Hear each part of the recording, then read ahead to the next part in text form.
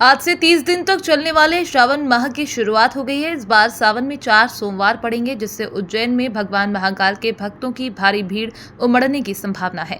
अनुमान है कि 80 लाख से ज्यादा श्रद्धालु महाकाल दर्शन के लिए उज्जैन पहुंचेंगे। श्रावण के पहले दिन शुक्रवार तड़के 3 बजे भगवान महाकाल की भस्म आरती के साथ मंदिर के पट खोले गए।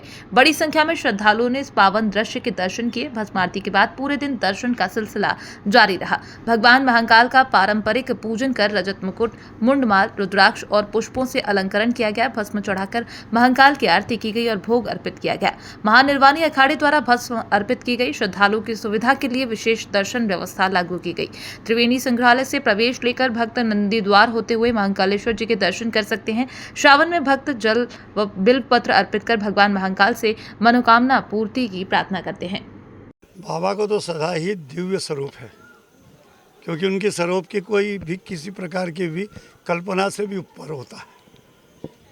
फिर भी आज भगवान के ऊपर जो श्रृंगार था वो विजया श्रृंगार था, और उसमें विशेष करते आज भगवान चंद्रमा धारण कर आए थे। रजत चंद्रमा उन पे धारण थे, दिव्य स्वरूप के दर्शन थे। श्रावण मास का प्रथम दिन है। ये शिव का महीना है।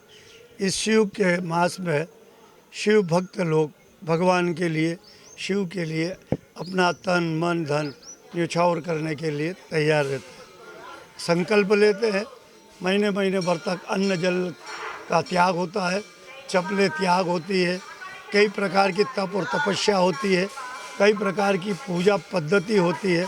हजारों लीटर दूध चढ़ाना, दही चढ़ाना, हजारों 1.25 लाख बिलपत्र भगवान पर अर्पण करना, पार्थिव पूजा करना, ऐसे कई प्रकार के संकल्प इस मास में लिए जाते हैं।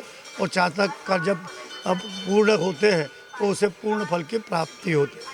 कई लोग जो यज्ञ यज्ञादि न कर सकते हो तो ये श्रावण मास के अनुष्ठान यदि कर लेता है तो उसे उसके फल की प्राप्ति हो। महाकालेश्वर में प्रथम दिन था।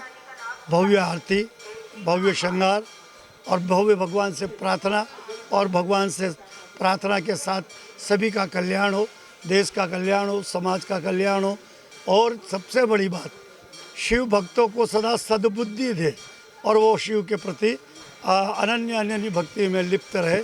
यही हमारी कामना है, यही भगवान से दुआ है।